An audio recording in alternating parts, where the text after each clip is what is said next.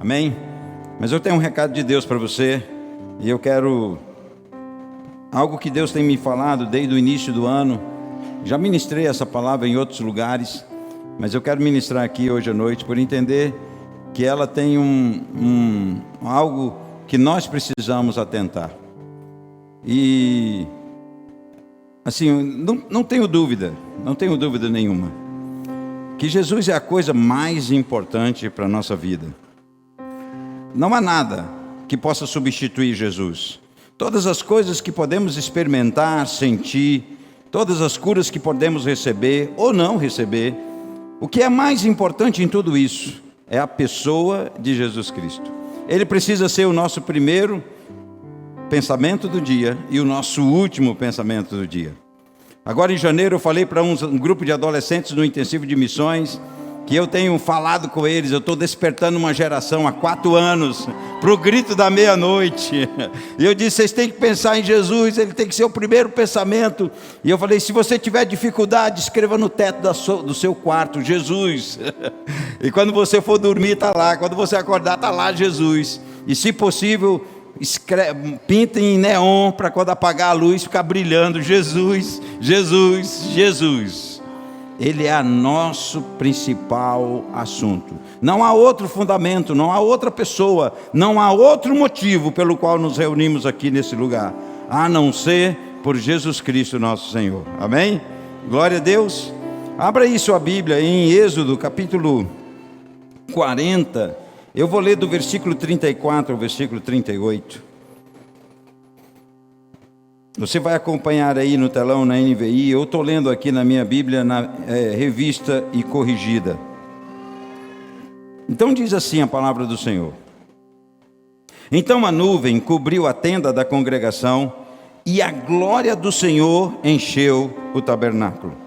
De maneira que Moisés não podia entrar na tenda da congregação, porquanto a nuvem ficava sobre ela, e a glória do Senhor enchia o tabernáculo. Pois quando a nuvem se levantava de sobre o tabernáculo, então os filhos de Israel caminhavam em todas as suas jornadas. Se a nuvem, porém, não se levantava, não caminhavam até o dia em que ela se levantava. Porquanto a nuvem do Senhor estava de dia sobre o tabernáculo, e o fogo estava de noite sobre ele, perante os olhos de toda a casa de Israel, em todas as suas jornadas. Amém? Esse texto me chamou a atenção, em primeiro lugar, pela glória do Senhor que encheu o tabernáculo. Mas essa glória não era algo tão comum, tão simples, não era apenas uma utopia, não era apenas um sentimento na parte de Moisés ou do povo de Israel. A presença de Deus era tão maciça no tabernáculo, que o texto bíblico deixa claro que Moisés não conseguia entrar no tabernáculo. Por quê? E por 2 vezes o texto vai repetir, porque a glória de Deus enchia o tabernáculo. A glória de Deus era uma presença maciça, palpável, quase concreta. E isso era tão intenso, tão forte, que Moisés não conseguia adentrar no tabernáculo. Essa não era a primeira vez que isso acontecia, aliás, não é a única vez que isso acontece. Em Isaías também a glória do Senhor enche o templo. Mas que coisa impressionante. E a minha pergunta é, Senhor, o que aconteceu para que a tua glória viesse de forma maciça sobre esse tabernáculo? Por que a tua glória se manifestou no meio de um acampamento do povo de Israel? Porque o tabernáculo foi escolhido para o Senhor, para que ali a tua presença fosse tão forte e tão maciça. E essa minha pergunta me levou a tomar algumas decisões, alguns passos importantes, porque sim, eu quero isso na minha vida, eu quero a presença de Deus, eu quero entender que esse avivamento que já começou, ele precisa ser algo tão forte, tão real na nossa vida, que Cristo seja tão forte em nós, que as pessoas possam sentir, apalpar, perceber, Cristo em mim, Cristo em você. Então, que presença é essa? Que presença é essa? Eu quero essa presença. Eu quero essa glória de Deus. Então eu fui pesquisando e comecei a vasculhar um pouco textos anteriores, os versículos e capítulos anteriores, para descobrir o que Israel, o que Moisés fez para que a glória do Senhor se manifestasse de uma maneira tão presente e potente. E aí eu dei um título para a nossa palavra dessa noite. E se eu pudesse colocar isso no seu coração de maneira impactante, de maneira real, que você se sinta incomodado, que você se sinta constrangido, que você se sinta movido pelo Espírito Santo de Deus para buscar a presença de Deus. Então o título é A Busca pela Presença. Não estou interessado numa experiência, não estou interessado em frases de efeito para tocar seu coração, para emocionar você. Não estou. O que eu estou dizendo é que a presença dele é mais importante do que qualquer outra coisa. Então nós precisamos buscá-lo acima de tudo, nós precisamos desejá-lo. O salmista Davi, ele entendia disso, ele dizia: assim como a corça anseia pelas águas, assim eu tenho sede de ti, meu Deus. Davi era insaciável nessa busca pela presença. Eu prefiro muito mais um dia na tua presença do que 1000 em qualquer outro lugar. Por quê? Porque o importante não era o lugar, era a pessoa. O importante não era para onde, mas com quem eu iria. O importante não é o que eu estou fazendo, mas com quem eu estou fazendo. O importante não é o que eu vou dizer, mas em nome de quem eu vou dizer. Então a glória, a presença de Deus é algo fenomenal e importante para nós. Tão importante que nós precisamos estar conscientes disso, discernindo isso e buscando isso. Eu creio, meus irmãos, que há um avivamento em andamento, eu não tenho dúvida. Desde 2019 eu tenho essa convicção, um avivamento que Deus está derramando no meio do seu povo. Há um avivamento que está em pleno vigor, há um avivamento que está queimando aqui, ali, acolá. Um avivamento está acontecendo. E esse avivamento, eu tenho outra convicção, que esse avivamento não é para quem quer, é para quem busca. Amém? Esse avivamento não basta querer, tem que buscar. Porque se eu perguntar para você, em qualquer lugar que eu vou, em qualquer igreja que eu vou, e eu perguntar quem quer o avivamento, todo mundo levanta a mão. Mas a minha pergunta é: o que você está fazendo para buscá-lo? Não basta querer. Nesse caso nós temos que buscar, nós temos que ter um movimento intencional em direção a essa presença. Nós precisamos ser intencionais nisso, nós precisamos ser intensos e intencionais nessa busca pela presença. Então, olhando para o texto, eu comecei a sondar algo naquilo que Moisés caminhou para chegar nesse momento. E lá em Êxodo, capítulo 26,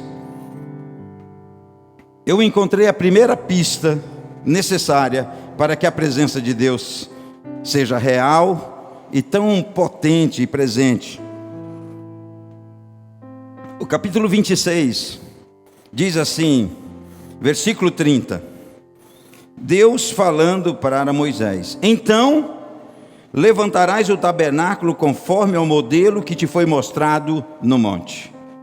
Bom, a primeira pista é que o tabernáculo ele precisava ser segundo o modelo. Diga comigo, segundo o modelo. Não podia ser algo da cabeça de Moisés, não podia ser. Ele tinha um modelo muito preciso, muito claro, tinha uma cor certa, tinha madeira certa, tinha material certo, as pedras preciosas, o ouro, a prata, o bronze, a bacia de bronze, o altar do incensário, o altar do sacrifício, o candeeiro de ouro, tudo era muito específico, muito claro. E Moisés recebeu um comando: Moisés, faça segundo o modelo. Então, uma das pistas que nós temos, que para que a glória de Deus se manifeste, é que há um modelo a ser seguido, há uma medida a ser alcançada, há um tempo a ser cumprido. Quando nós entendemos isso, nós vamos atrás dessa presença, e nós temos um modelo. Qual é o modelo nosso? O nosso modelo é Jesus, aleluia, o nosso modelo é Jesus, nós temos um modelo claro para seguir. Eu não sigo homens, eu sigo Jesus. Eu tenho meus discipuladores, eu tenho pessoas que me influenciam, como os nossos pastores. Mas, gente, assim como eles imitam a Cristo, nós vamos imitá-los, porque o padrão é Cristo, o modelo é Cristo, nós temos um modelo. Então a primeira coisa é que esse modelo precisa ser algo que vem de Deus, seguindo um modelo.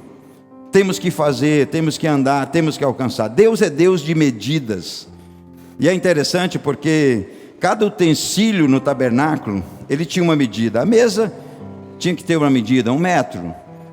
A bacia de bronze tinha que ser redonda, oval. O altar tinha que ser com a medida certa.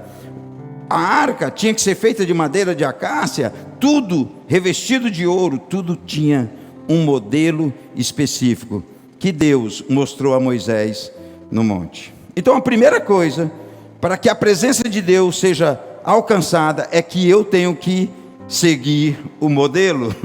Eu tenho que seguir a medida de Deus. E é tão interessante que Deus é Deus de medidas. Ele diz que quando você cumpre uma medida, Ele te coloca sobre outra. Se você for fiel no pouco, Ele te coloca sobre o muito. Se você administrar bem seus talentos, 5 talentos, Ele te dá mais 5. Ele dobra a medida. Deus é Deus de medidas, e nós precisamos alcançar a medida. Há um modelo que nós precisamos alcançar, e esse modelo é Jesus, é muito claro. Ele é o nosso modelo, a quem nós devemos seguir e a quem nós devemos imitar. O apóstolo Paulo diz: sede meus imitadores, como eu sou de Cristo. Então, para que você leve outros a imitar Cristo, é claro, é óbvio, você precisa imitar a Cristo. Você não pode conduzir ninguém a ser igual a Cristo. Você não pode levar ninguém a imitar a Cristo se você mesmo não está imitando. Então, a afirmação de Paulo, embora declare uma tarefa, também nos exorta a uma responsabilidade. Assim como eu sou imitador de Cristo, assim também sede meus imitadores, diz o apóstolo Paulo. Por quê? Porque nós temos modelo. Há um modelo a ser alcançado. E essa é a primeira convicção que eu consegui encontrar para que a glória de Deus realmente encha o tabernáculo. A segunda coisa que me chamou a atenção está em Êxodo capítulo 33. Em Êxodo capítulo 33, Deus faz uma proposta, versículo 15 nós vamos ler. Mas Deus faz uma proposta para Moisés. Olha que interessante, Moisés, disse Deus a Moisés: Moisés, tu vai, mas adiante de ti eu vou mandar um anjo. E na minha interpretação não seria qualquer anjo, seria um anjo forte, um anjo de guerra. O homem é bom de guerra, o homem é bom de batalhas. Então Moisés, vai, e adiante de ti eu enviarei o anjo. Enviarei diante de ti um anjo, e ele vai lançar fora da tua presença os teus inimigos. Mas meus irmãos, olha o que Moisés responde. Olha que ousadia de Moisés. Ele declara isso bem claro a Deus. Versículo 15 ele diz: então disse-lhe: se a tua presença não for conosco, não nos faça subir daqui. Aleluia. Então o que Moisés disse? Moisés disse: eu não quero anjo. Eu não quero anjo. Se o Senhor não for comigo, eu não vou. O que ele foi muito claro: se o Senhor não for, eu não vou. Então, a segunda coisa que nos prepara para essa glória poderosa que manifesta a presença de Deus é que nós não podemos nos distrair. É interessante que Moisés diz: eu não quero anjo, eu quero o Senhor. Eu me admiro, não está errado.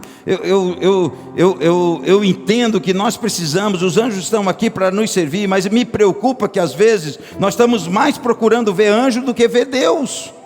Nós estamos procurando mais ver um anjo do que ver Jesus. O anjo não é maior do que Jesus. Jesus é que é o importante. Então a gente corre para um lado, corre para o outro, porque ouviu falar que tem um anjo ali. E eu não estou dizendo que não é importante, porque os anjos são espíritos ministradores que servem à igreja. Mas não podemos substituir o anjo por Jesus. O mais importante é Jesus. E Moisés deixa claro isso. Ele diz: não, se o Senhor não for, não quero anjo, eu quero o Senhor, eu quero a tua presença.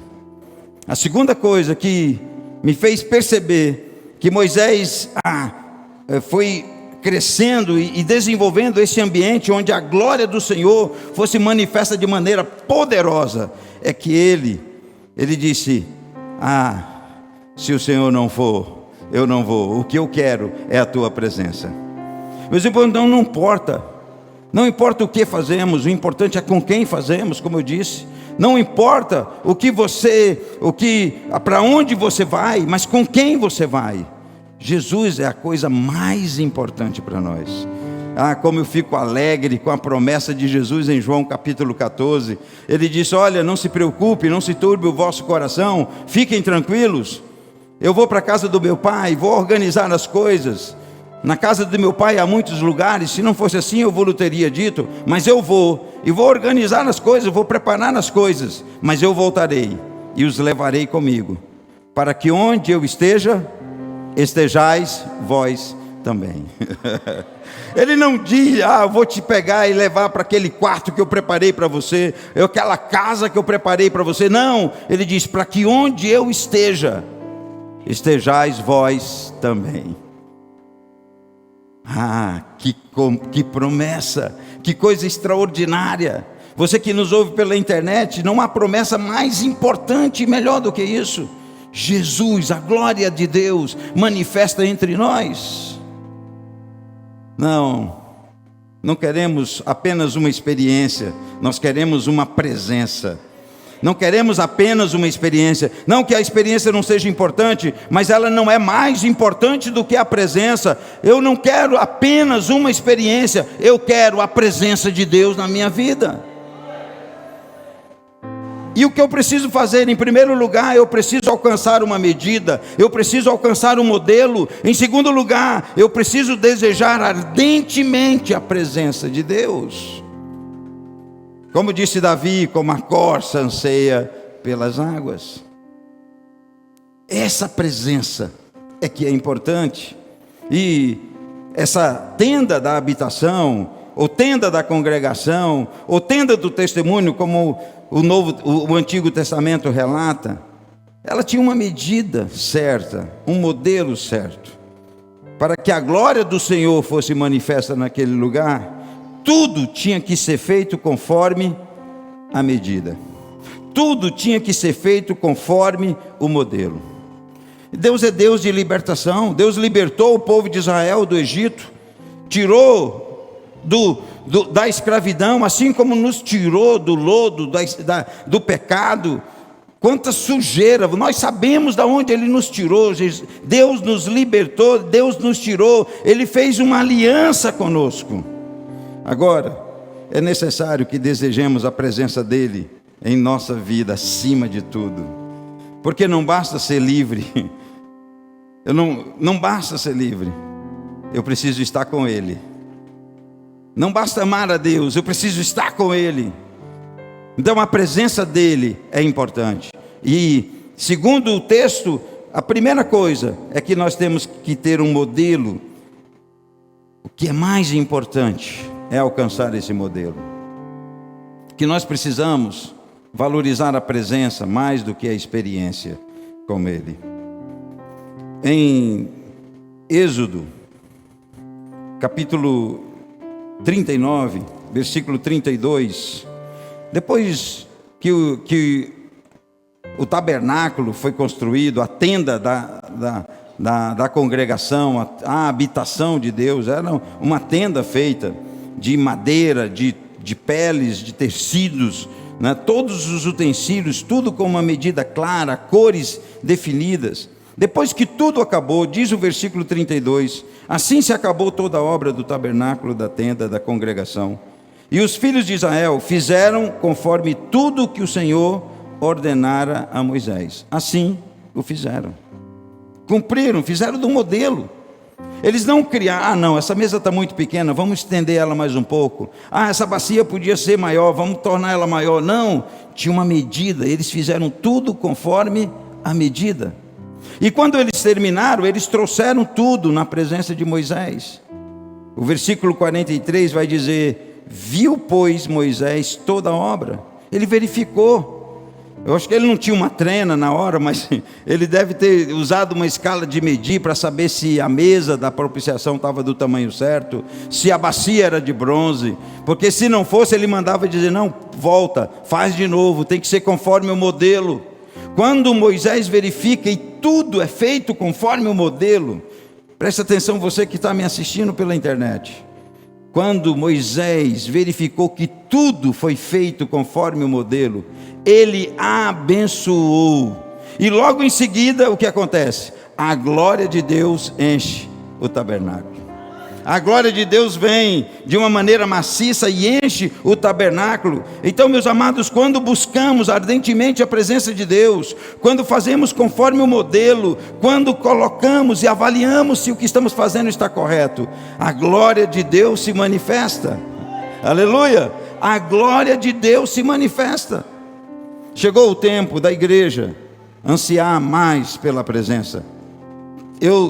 Às vezes eu acho que todos nós precisamos nos converter de novo. Precisamos renovar a nossa aliança com Deus novamente. Porque nos esquecemos, estamos correndo mais atrás da bênção do que do Senhor. Estamos mais interessados que Ele atenda os nossos desejos do que nós fazemos a vontade dEle. Deixa eu te dizer, não é Deus quem nos serve, somos nós que servimos a Ele. Se você não sabia, deixa eu deixar isso claro para você: o Senhor é Ele, não nós.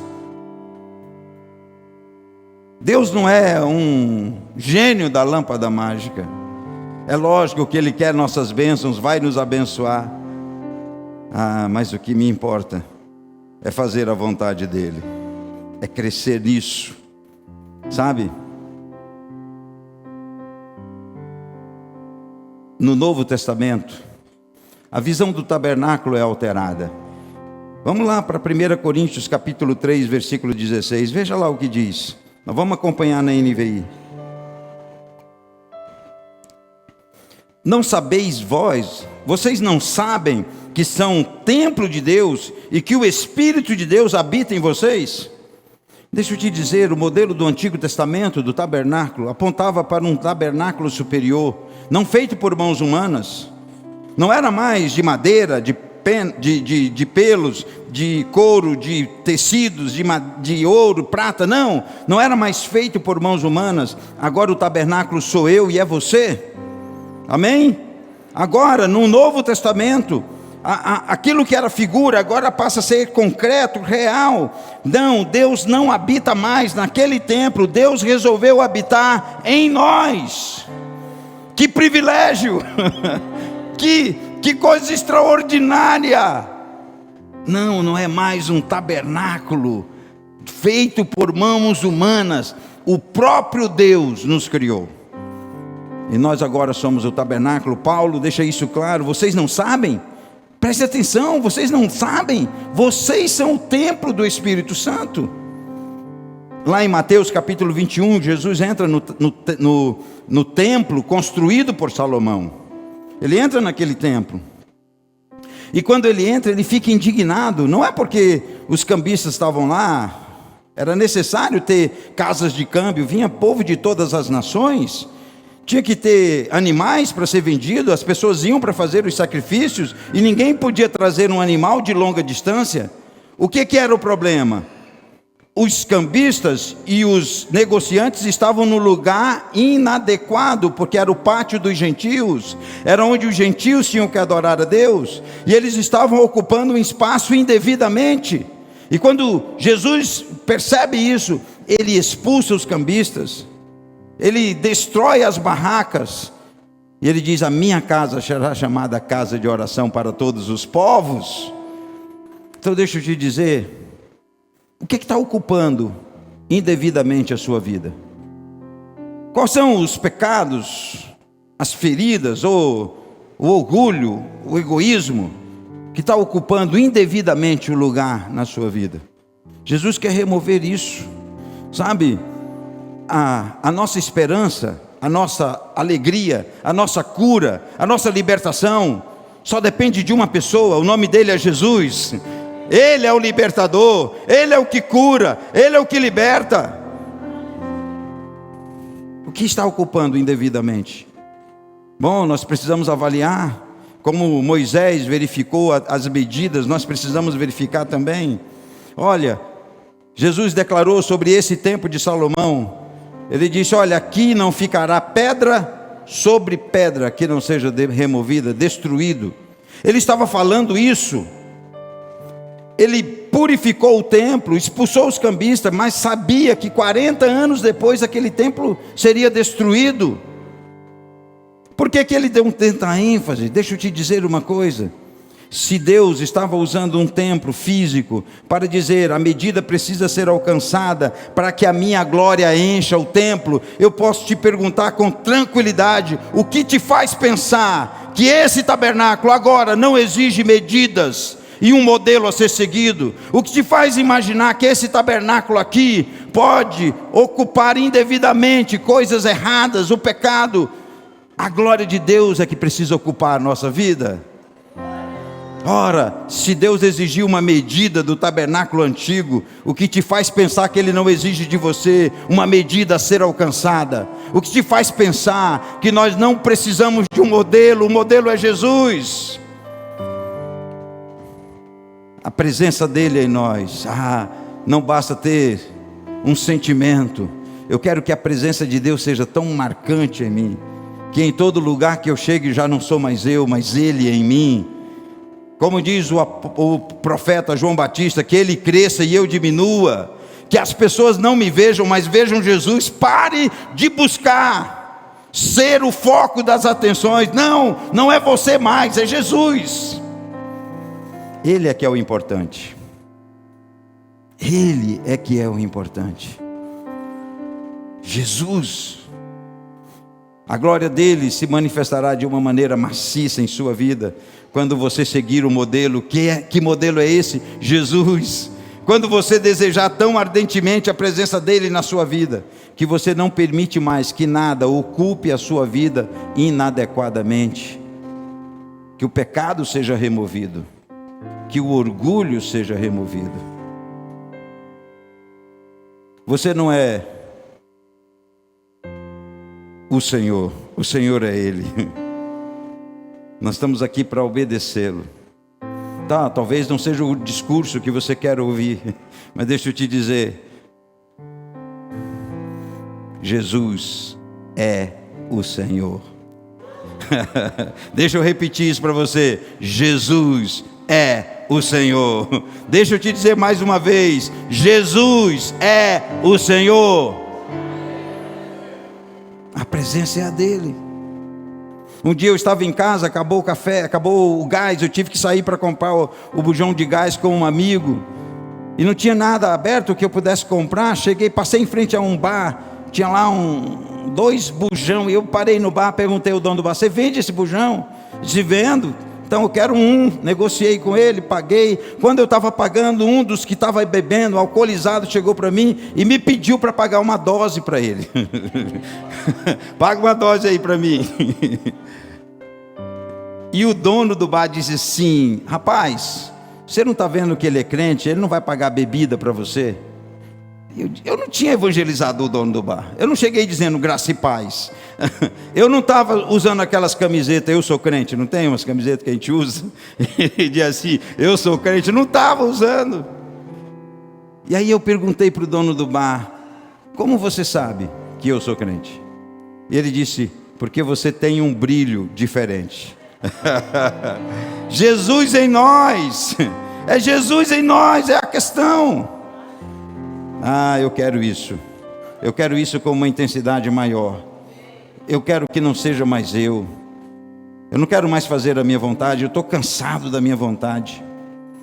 Sabe? Não sei você, mas toda vez que eu assumi o controle deu errado.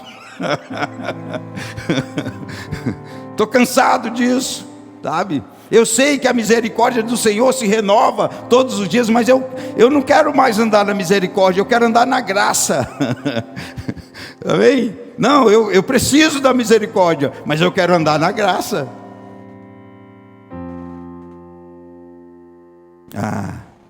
Chega de mediocridade. Chega. Na nossa casa, Jesus tem que brilhar. Se alguém entra em sua casa, sabe, eu estou orando para que isso aconteça, que alguém passe na calçada da sua casa e passa, senti algo diferente, deixa eu voltar aqui, está um calor insuportável, ele passa na calçada, vem um refrigério. Está um frio insuportável, ele passa na calçada, vem aquele calor aconchegante. Diz, tem algo aqui, e ele vai bater na porta, ei, o que está acontecendo nessa casa? E você vai dizer, é Jesus que habita aqui. Eu creio que isso é possível. Avivamentos já aconteceram, que as pessoas ficavam tão desesperadas, que quando ele sabia que tinha um crente, ele passava na casa de um crente, ele batia na porta, eu quero aceitar Jesus. Se nós não formos cheios da presença de Deus, o que te faz pensar que nós vamos mudar essa cidade? O que é que te faz pensar que se a glória não estiver em nós, nós temos poder e autoridade para mudar essa cidade? Não temos. O poder é de Deus, a autoridade é dele. Nós precisamos manifestar a presença dele em nós.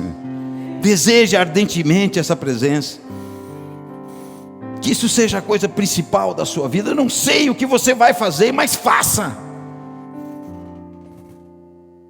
Sabe, um dia desse estava falando para os nossos alunos lá na base missionária, a gente gasta tanta energia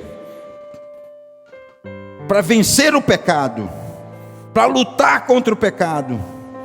E eu disse para eles, olha, vamos mudar o foco esses dias. Vamos fazer o seguinte, nós vamos gastar toda a nossa energia para ser mais parecido com Jesus.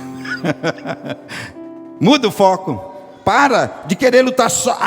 O que eu faço para não pecar? Confessa aqui, vai ali. Ei, o que é que você pecou? O que é que você errou? Para com isso. Vamos dizer assim, senta e diz, o que é que a gente pode fazer para ser mais parecido com Jesus? Vamos trabalhar nisso. E quando você gasta energia para ser parecido com Jesus, automaticamente você vence o pecado. Glória a Deus. Porque primeiro não é resistir o diabo, primeiro é se sujeitar a Deus. E quando nós nos sujeitamos a Deus, automaticamente, porque o diabo não suporta a luz. Se eu estou perto da luz, eu estou longe do diabo. Se eu estou perto da luz, eu estou longe das trevas. Se eu estou perto da luz, eu sei quem eu sou. Então, que glória é essa? Apóstolo Paulo diz em 2 Coríntios capítulo 6, versículo 16.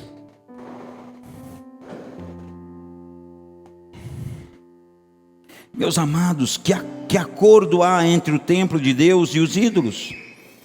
Pois somos templo do Deus vivo. Deixa eu te dizer, ídolo aqui, idolatria e imoralidade é a mesma coisa. É a mesma coisa. Que acordo há entre eu ser o templo do Espírito Santo e ser um idólatra, um imoral? Paulo está dizendo, não há possibilidade disso. Que acordo há entre o templo de Deus e os ídolos? Pois somos templo do Deus vivo.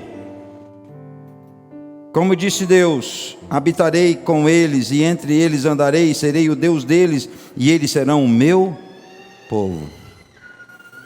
Não basta ser crente. Tem que ser um discípulo verdadeiro. Não basta ser um cristão apenas. Quantos cristãos nominais nós temos. Não sabem nem direito o que Jesus fez por eles. Eu preciso desesperadamente de Jesus. Sabe? Se há alguma coisa bonita em mim, foi Ele que me deu. Se você tirar Jesus de mim, você vai ver um monstro. Você vai ver um monstro. Sem Ele eu não sou nada. Sem Ele eu estou acabado. Sem Ele eu estou morto. Ele precisa ser a primeira coisa na sua vida. E deixa eu te dizer, Ele não aceita segundo lugar. Não aceita. Deus não quer muito de você, Ele quer tudo, entendeu? Não é muito, Ele quer tudo. Então entrega. Como eu disse, talvez todos nós precisamos nos converter novamente. De vez em quando eu sigo a oração do meu pastor. Ele faz o apelo. Ele disse, tem mais 2 ou 3. Eu digo, deve ser um desses sou eu. Eu digo, sou eu. Um desses sou eu.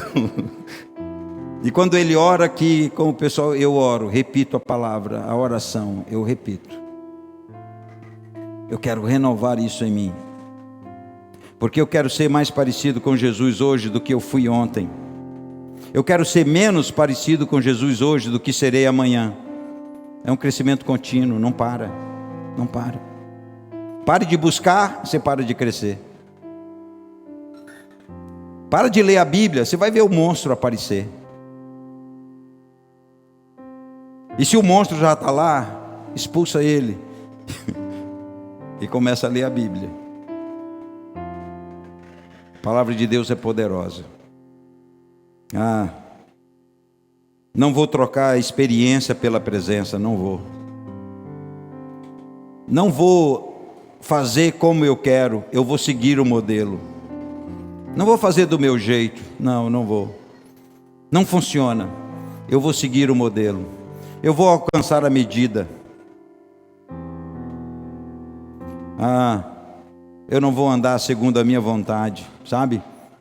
Quando o povo de Israel acordava, todo israelita saía da sua tenda, e quando ele saía da tenda, ele olhava para o centro do arraial. No centro do arraial, todas as tribos estavam ao redor, e no centro estava o tabernáculo. E ele olhava para o centro. Se a nuvem se movia, ele entrava para casa, arrumava a mala, desmontava a tenda, guardava tudo e se preparava para a jornada. Se ele olhasse para a nuvem estava estabilizada, ele ia cuidar da vida, fazer as tarefas, cuidar dos animais, limpar o terreiro, fazer as coisas. Ele não se movia por sua própria vontade. Ele esperava a nuvem se mover. Já andei demais sem a nuvem se mover. Já andei demais. Já me movi demais. E muitas vezes a nuvem se moveu e eu fiquei. Chega. Há um inconformismo no ar. O Espírito do Senhor está trazendo um sentimento, está trazendo um sentimento forte para a igreja. Eu não me conformo, não quero mais isso, não aceito mais isso. Chegou a hora, não é amanhã, não é daqui a uma semana, é agora. Chega de dizer, Deus falou e você não faz nada. Chega. Chegou o tempo é agora. Há um sentimento de sentinela se levantando, que avisa do perigo, que aponta o caminho. A voz profética desses dias não é mais para o indivíduo, é para a igreja. Não é mais para o individual, não é mais apenas, eu vejo isso na sua mão, eu vejo isso. Não, a voz profética é para dizer, igreja, se arrepende, vamos para o caminho certo. Chegou o tempo e o tempo é agora. Não se mova se a nuvem não se mover. Esteja preparado para quando ela se mover. Por isso um israelita não espalhava muitas coisas. Tudo estava acomodado no seu devido lugar. Quando a nuvem se movia, ele não tinha muito tempo. Ele organizava rápido, desmontava a tenda e seguia a nuvem. E diz o texto que eles faziam isso em todas as suas jornadas. Não vale a pena nenhuma jornada sem ele. Não vale. Não vale. Altere hoje algo em sua casa. Algum tempo atrás, eu fiz uma oração para Jesus. Eu disse, Senhor, se tem um lugar para começar, começa aqui. Se tem uma pessoa, que seja eu. Deus vai fazer. Se Ele vai fazer, por que não aqui? Se tem um lugar para começar, que seja aqui. Se tem uma pessoa, que seja eu. Amém? Se Deus vai fazer, por que não aqui? Se Deus vai usar uma pessoa, por que não eu? Então, eu achei isso tão importante, eu disse, isso é muito importante. Eu escrevi na capa da minha Bíblia, está aqui, ó. Se tem um lugar para começar, que seja aqui. Se tem uma pessoa, que seja eu. Todo dia eu lembro disso. Todo dia eu lembro disso. Ah, Senhor, se tem um lugar, começa lá em casa. E lá em casa não começa pela minha esposa não, nem pela minha neta, começa por mim. A gente sempre quer que alguém faça algo. A gente quer que alguém comece algo. Não espere mais. É você. Ele quer usar é você. Você é responsável. Você está sendo chamado. Não transfira isso para ninguém, porque é seu chamado. A ordem é para você, não é para ninguém mais. Chega de transferir. Ah, pastor, o senhor não sabe o que eu enfrento. Você não sabe o tamanho da força de Jesus. Porque não importa o que você enfrenta, com Ele tudo se desfaz. Tudo. Essa glória.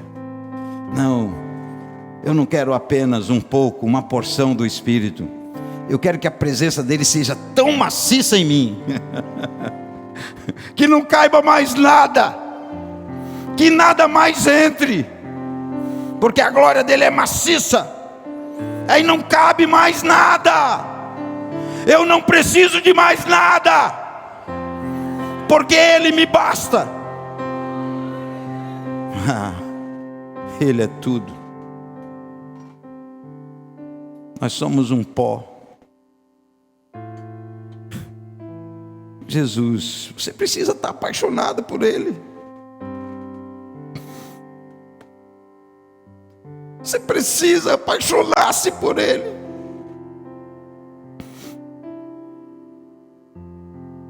Conheça Ele, não tem como não se apaixonar. Não tem. Conheça Ele, busque-o. Teu coração será arrebatado. As tuas pernas vão fraquejar. Se apaixone por Ele. Ele é tudo. É Ele, somente Ele.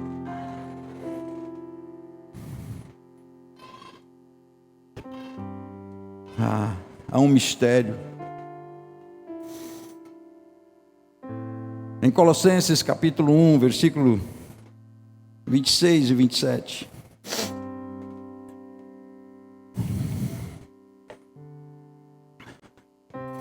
O mistério que esteve oculto durante épocas e gerações. Meus irmãos, desde 2019 eu invisto em uma geração. Eu invisto pesado. Os adolescentes estão aí. Quando eu chego... É o rebanho mais importante da igreja hoje. Sabe? É a geração que dará o grito da meia-noite. Esses meninos aqui. Há uma geração que Deus escolheu para revelar um grande mistério. São esses jovens e adolescentes. Eu acredito em vocês. Eu acredito em vocês. Eu não canso de falar isso em todo lugar que eu vou. Eu estou orando por um grupo de adolescentes que tem coragem de juntos entrarem numa mesma faculdade. Estou orando, tem 20 alunos, 20 adolescentes que eu estou orando por eles, para que eles entrem na mesma faculdade. Um dia conversando com eles, eles disseram para mim: mas se não tiver o curso que eu quero? Isso não importa, faz qualquer um. Você não está entrando para fazer carreira, você está entrando para ser missionário. Você vai mudar aquela faculdade. Aquela ideologia vai cair por terra. Ah, pastor, ali é sério, é terrível. Você não sabe o poder de Jesus. Pega 12 deles para você ver o poder tremendo. Só precisou de 12 para mudar a história da humanidade. Você acha que 20 alunos não mudam a história de uma faculdade? Ah, eu creio nisso. Eu estou arriscando alto por isso. Eu acredito nisso, eu profetizo isso. Deixa teu coração se arrebatar por isso. A tua descendência não é mais tua, é do Senhor. Esse mistério que esteve oculto durante épocas e gerações, mas que agora se manifestou a seus santos. Versículo 27. Que mistério é esse? Cristo em vós, a esperança da glória. Versículo 27. Cristo em vós, a esperança da glória. Teve escondido, e a estes Deus quis fazer conhecida a gloriosa riqueza desse mistério entre os gentios, que é Cristo em vós. Diga: Cristo em mim. Não, está muito fraco. Cristo em mim, a esperança da glória. Mais forte. Mais forte. É você, não é mais ninguém.